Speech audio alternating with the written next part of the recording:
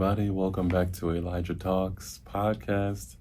I thank you for being back again. If you're watching this, I just put out my recent single. That's I've been letting you know that's probably the last song I'm going to put out for a while, because I'm proud of everything that I've done with the songs. I'm so proud of the learning lessons I've learned. I enjoy. I'm one of those fellas. I enjoy the music I've done. I listen to it. It encourages me. When I write songs, I try to write from the heart and write songs that I want to hear. Which is why I often encourage you. If you do what you do, always remember what you do can be a help to people. But if it's not helping you, why are you doing it? But I just want to say thank you so much again for the continued support, and some of you that expressed to me how much the songs have been helpful to you and have meant to you. And it's not easy to do stuff like this. It's not an easy thing to do, but it's very fulfilling. When I think about the child me, and how far I've come and how far I have yet to go, I have to say I'm just so thankful I hanged in there to this point. Nobody knows your story till they know your story. Nobody knows the trials that you go through till you testify, right? And that's where everything has its time and place and season. But I'm just so appreciative, for all the demographics of people that tune into this little fella. I'm grateful. I wanted to just come on and just have a casual chat with you about, just talk from the top of my head. Honestly, I try my best to create a platform where it's just very authentic, and even though I don't know how many people will watch my videos, I never really know. I can never guess how many people will watch. But I try to look at you like we're just in the room together. And I hope you've been feeling that, because that's something that I've intentionally done. Some people mistake my podcasts for interviews. And so I have to kind of give them better perspective that my podcasts are not interviews. They're just simply discussions. And I hope that you can feel included in that. And always feel free to express your opinion and your thoughts as well in the comments. That's why they have the comment section there. So it's not just a one-way conversation, unless I turn the comment section off.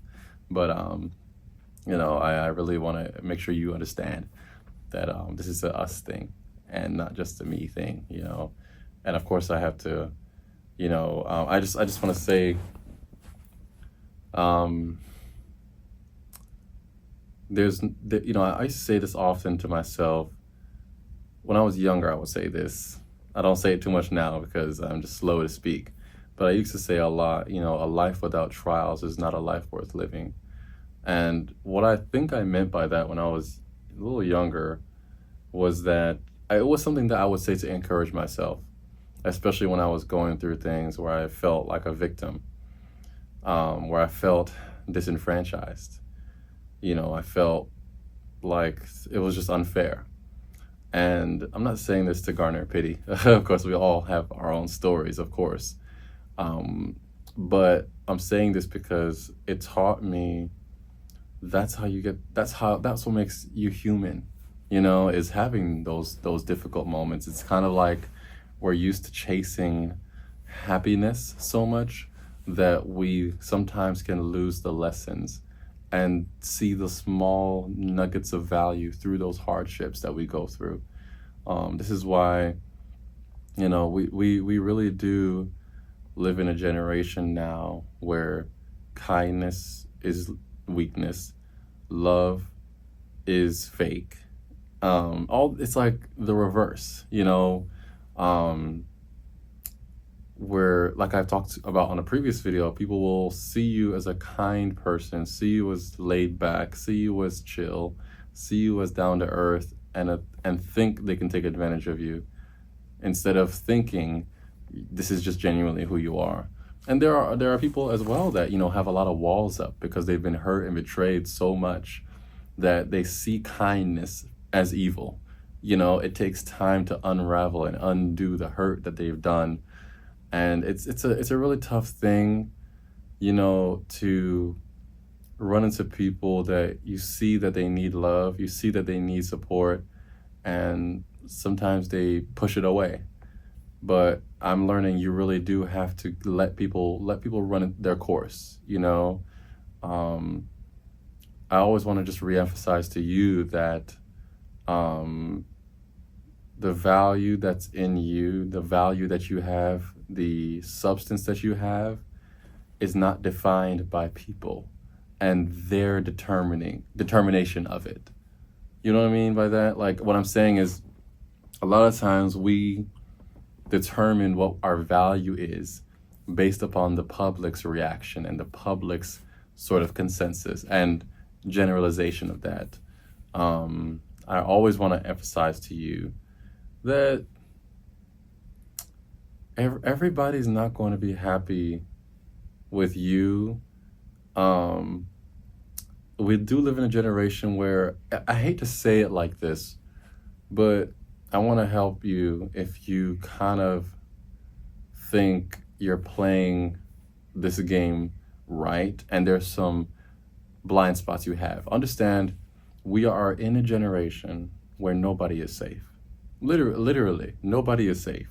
Nobody is safe. And that's a very broad statement, but I really want to mention that because I want to make sure you understand, because sometimes, because we live in such a cruel generation and a cruel time, it can scare you out of living. You know what I mean by that? Like, you don't want to live in this, because we know the world will continue to get worse, right? But we also have to remember, though the times will continue to get worse, that doesn't mean every day will be worse. Does that make sense? That doesn't mean every single day is going to be bad. Every single day is going to be filled with misery and hurt. Just means that the times are not going to get better. But doesn't mean every day of your life is going to be miserable. And with that being said, sometimes, it's easy for us to kind of dumb down our lives, our day-to-day, our ambitions, because we think, well, what's the point? But keep in mind that, all of our times on earth is finite, right? For the most part, and because it's finite, you will have happy days, and there is still space in there to have dreams, to have goals, to have things that you desire, and that, obviously please the Lord, and have something to look forward to. That's why I felt an obligation to go out of my way to talk to the elders specifically, to let them know, hey, don't disconnect now, because it's still, once there's life, you still have time, and there is still space in this world for your value, right? And so, I want to encourage you. It takes a little. Like my mom used to say when I was growing up, every mickle make a muckle. And basically what that means is every little thing you do still has impact. And I think sometimes we forget that. So if you can, let people know how much you care about them. Let people know, like I run into people all the time, especially since I was young, that make me seem like I'm some sort of anomaly, because I'm affectionate, I'm kind, I get along with people fairly well, and just all this, as if I'm some sort of anomaly, when that should be normal. Like, when has it become cringy to let people know that you care about them? And this goes between brotherhood and sister, because, men are like that, where it's too cringy and everything is gay, just because they don't, to show affection to each other. And so that's a whole different conversation that I can go on and on about that's sad, honestly.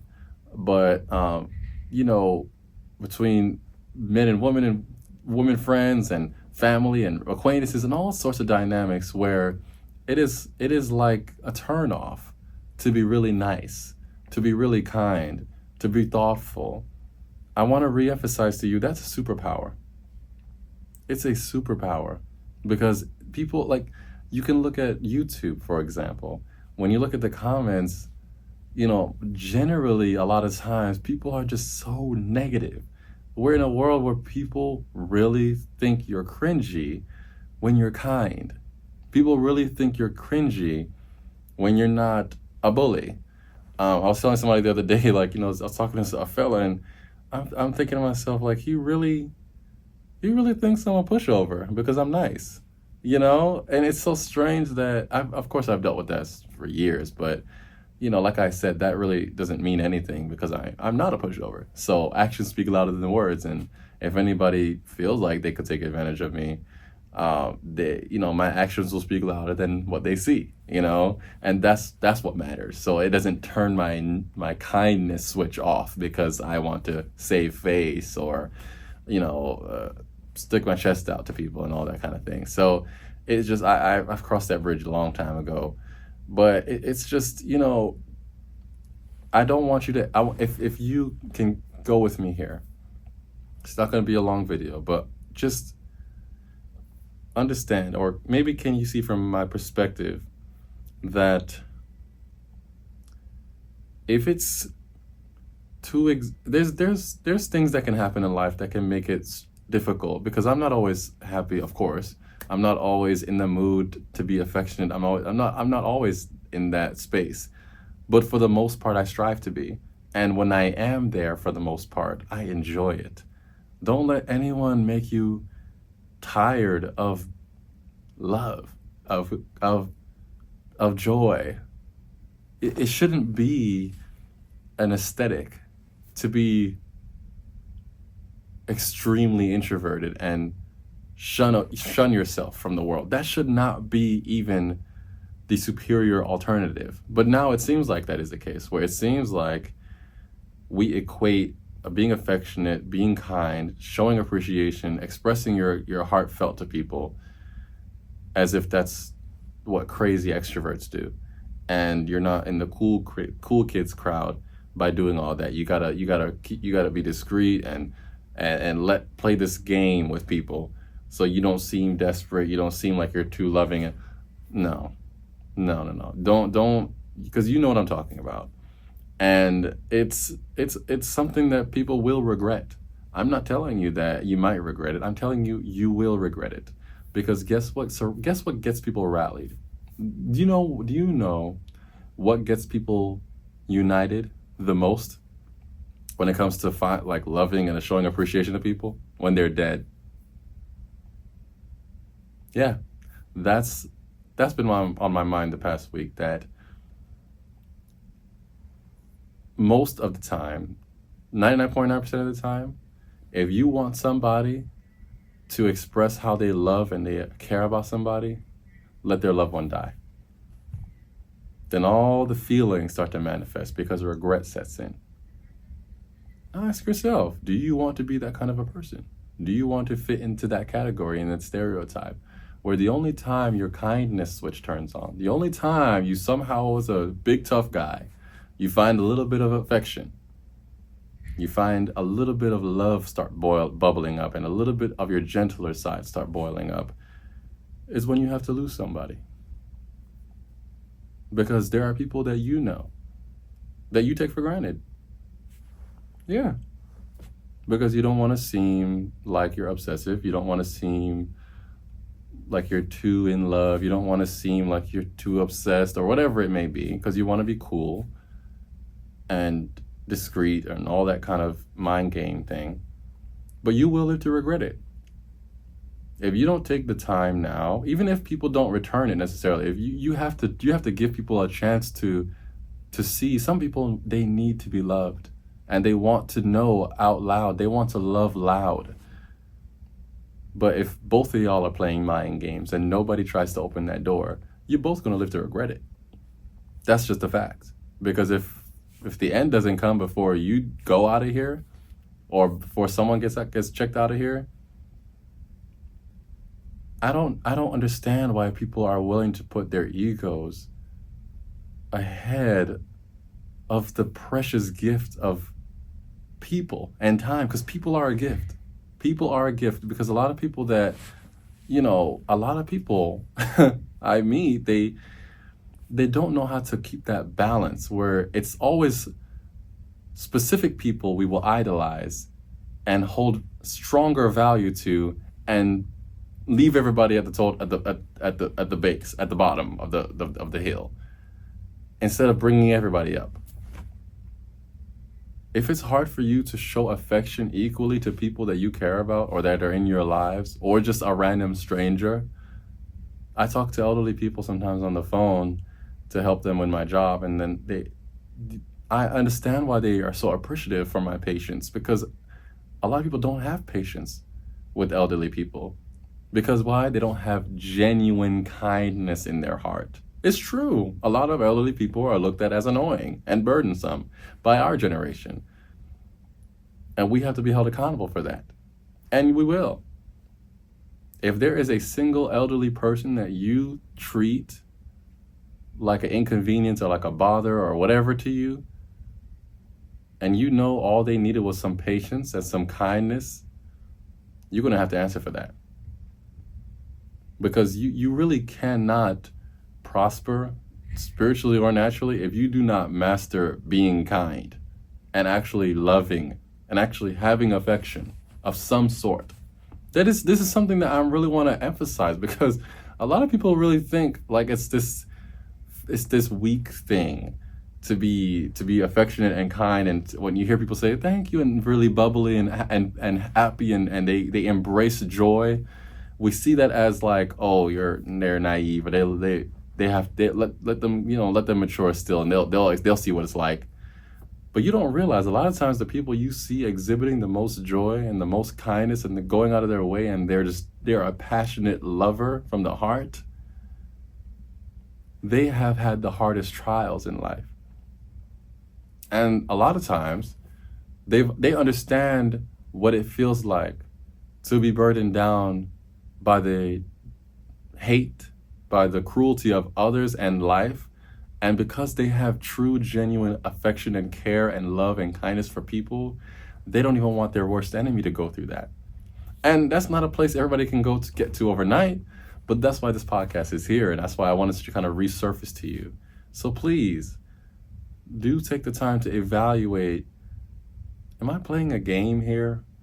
Or do I have what it takes to be a little piece of this bigger puzzle and demonstrating to the world and demonstrating to the people in my life while I still can that they do mean a lot to me?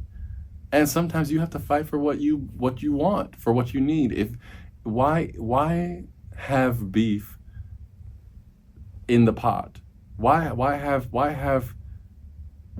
issues circulating and not try to mend it? Because sometimes some people you can't reason with. They're hard-headed, and some people want to have problems with you. Some people want issues, and some people want drama because they get fulfillment out of that. So those are the people you realize sometimes you can't do anything with. But sometimes by just trying to mend things, even if it's a little cringy because they won't step up, you don't know how that resolution can change your life and change theirs. And sometimes, I just want to end with this. If somebody gets a breakthrough, gets a blessing out of what you do, out of the kindness that you show, and it doesn't directly benefit you, you should still want to do it. A lot of people don't feel like they want to go out their way and be nice to people unless it can benefit them somehow, or they're in your family tree, or they're your best friend. It shouldn't require that. There shouldn't be prerequisites for you to be affectionate and kind and loving to people. There shouldn't be those barriers, but that's how people are. We find it easier to treat people well that are easy to treat well and that we want to treat well. But go with me on this and try. See what it's like just walking around like that. Just generally approaching things, matters, and circumstances and people, regardless of their class, regardless of what they look like, how fancy they dress, what they drive, how many conventions they can go to, how many hotels they can book, regardless of what people can offer you or some sort of popularity that you think they may have that you can be a part of, whatever it may be.